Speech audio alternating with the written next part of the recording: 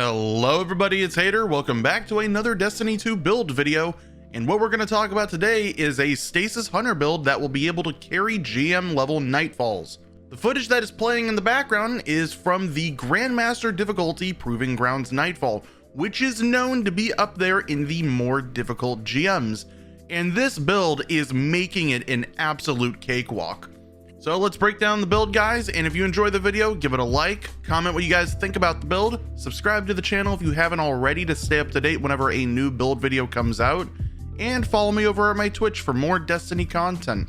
Also, if you guys want to copy this build for yourselves, then there will be a dim loadout link down in the description.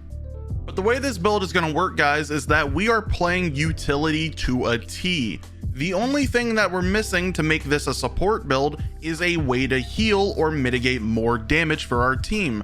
But we've got Stasis for CC and Freeze, Aeon Swift to create special and heavy ammo for our team, and mods that will create an endless supply of charge with light stacks.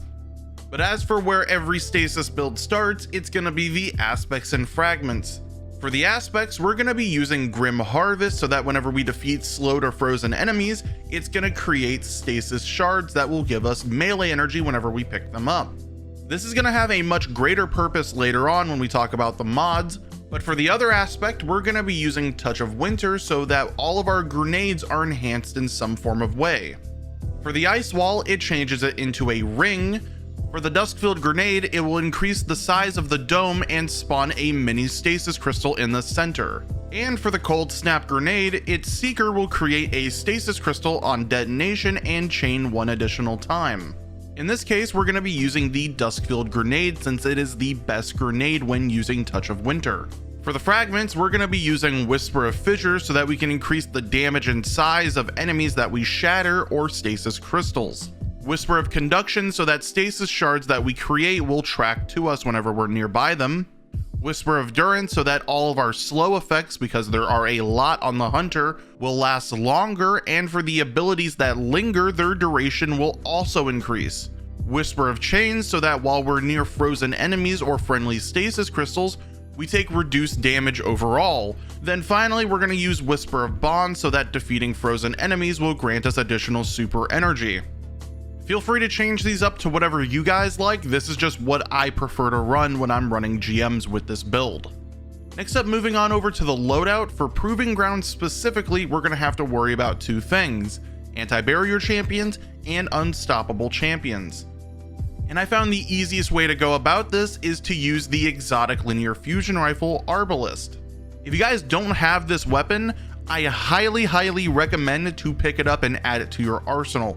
It is hands down one of the best GM or endgame content weapons with its perk Compounding Force, basically allowing us to deal massive damage to enemy shields regardless of what energy type they are, and it will also intrinsically pierce barrier champions. And if that wasn't enough, it also comes with Disruption Break so that whenever we break a shield with it, the enemy affected will take 50% more damage. Then for its catalyst, it will give it Genesis, so breaking a combatant's shield with this weapon refills its magazine from reserves, and energy weapons regenerate ammo on hit when matching the damage type to the combatant's shield. But because Arbalest is a kinetic ammo weapon, this part of the perk doesn't actually work. We'll still gain ammo after breaking an enemy's shield, but we won't just make ammo out of thin air. Moving over to the next weapon in the loadout, I'm using an Arsenic Bite that the gunsmith just sold recently. This is almost a 5 out of 5 god roll that he sold with Polymer String, Compact Arrow Shaft, Rampage, Explosive Head, and a Draw Time Masterwork. This is more of a filler slot. This is just what I like to run. You guys could definitely run any weapon that you're comfortable with here. But for my heavy slot though, I'm running the Threaded Needle Heavy Linear Fusion Rifle God Roll with Fluted Barrel, Accelerated Coils, Autoloading Holster, Vorpal Weapon, and a Charge Time Masterwork. After Vorpal Weapon got nerfed, I would have preferred Frenzy, but this will still get the job done for now. Any heavy linear fusion rifle that you guys have will work with this build, but if you specifically want a Threaded Needle, you can farm it from the Season of the Chosen Umbral Engrams at the helm. Moving over to the exotic armor that I mentioned from earlier, we're going to be using the Aeon Swift exotic arms. These will allow us to finisher elite enemies and create special ammo for the fire team, or if they are a boss, mini boss, which champions are considered, it will generate heavy ammo for the fire team. Of course, this isn't the only exotic that I thought of for the build. Some other ones that you guys could use are the Mask of Bacchus, which will increase your arc damage by 10% after you dodge. And the other one, because we're gaining so much melee energy back from our shards and our mods, we could use the Assassin's Cal exotic helmet, which will give us health and invisibility whenever we get a powered melee kill or kill an enemy with a finisher. Both of these exotics are definitely options if one of your teammates are using the Aeon's exotic. But now that we've gone over the weapons, the exotics, the aspects and fragments, let's talk about the mods that make the build. And as I talked about earlier, we're going to be using a combination of mods that will just generate stacks of Charged with Light for not only us, but for our fire team. For the armor energy of this build, we're going to need at least one piece of the armor Stasis, one piece Void, and one piece Arc. Starting off with my helmet, I have mine as Stasis, and I'm using the mod Elemental Shards in it, so that every 10 seconds whenever we pick up a Stasis Shard from Glacial Harvest, it's going to count it as an Elemental Well. Next to it, I'm rocking a Linear Fusion Rifle Ammo Finder, and then the mod Power Preservation, so that our super will generate more Orbs of Power whenever it gets kills. On my Aeon Swift, I have it as Void, and I'm using Elemental Charge at the end of it. So now on top of Elemental Shards, creating a Stasis Elemental Well every 10 seconds from our Stasis Shards, it's gonna make each time Elemental Shards proc, give us 2 stacks of Charge with Light. Then next to it, I'm using the Unstoppable Fusion Rifles mod from the artifact. If you guys are wondering if this is going to contradict Arbalest, it won't, because Arbalest already intrinsically breaks anti-barrier champions.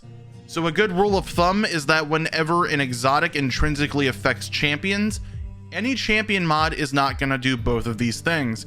It's not going to overwrite the intrinsic perk, and it's not going to affect 2 types of champions at the same time. Moving over to my chest piece, this is the one that I have as Arc, and I'm using Powerful Friends at the end of it, so that whenever we become charged with light, nearby allies also become charged with light if they are not already. Basically meaning every time that Elemental Shards proc, it's going to give us 2 stacks of Charged with Light, and also give stacks of Charged with Light to our teammates if they're not already charged. Then of course, next to it, I'm using 2 resist mods. One's a concussive dampener, and the other one is an arc resist, so I can get the 20 mobility from Powerful Friends. Moving over to my boots, and as always guys, in every build that I make, mine are Void. I'm using Protective Light at the end of it, so that whenever our shields break or break into the red HP on our health bar, it's going to consume all stacks of Charged with Light that we currently have and give us 50% damage resistance for 10 seconds. Then next to it, I'm using an Ammo Scav, which is my Linear and Fusion Rifle Ammo Scav from the Artifact mod, and better already, so that Orbs of Power immediately start healing my shields. I've also heard a lot of debate about if better already or recuperation is better, and my honest opinion is to use both of them because they'll get the same job done. So whether or not you're using Void boots or Solar boots, both of them will just do the same exact thing. But finally, moving over to my cloak, since I'm using Linear Fusion Rifles in my build, I'm using Particle Deconstruction at the end, Resonant Siphon so that we gain Stasis ability energy, about 20 to 25% of our ability energy back every time a champion is stunned, and Shield Break Charge, which will make us charge with light whenever we break a combatant shield with the matching energy type. This is pretty much an extra mod of the build. You guys don't have to run Shield Break Charge, but because I'm using it, there are void shields in the tank room of this Nightfall, and because I'm using a Threaded Needle, it's bonus to get stacks of Charge with Light for Powerful Friends. But anyways guys, that is going to be the build for today's video. If you guys have any questions, feel free to leave them down in the comments. I will get to them as fast as I humanly can, and I hope you all enjoyed the video. I'm going to catch you all in the next one. Bye bye.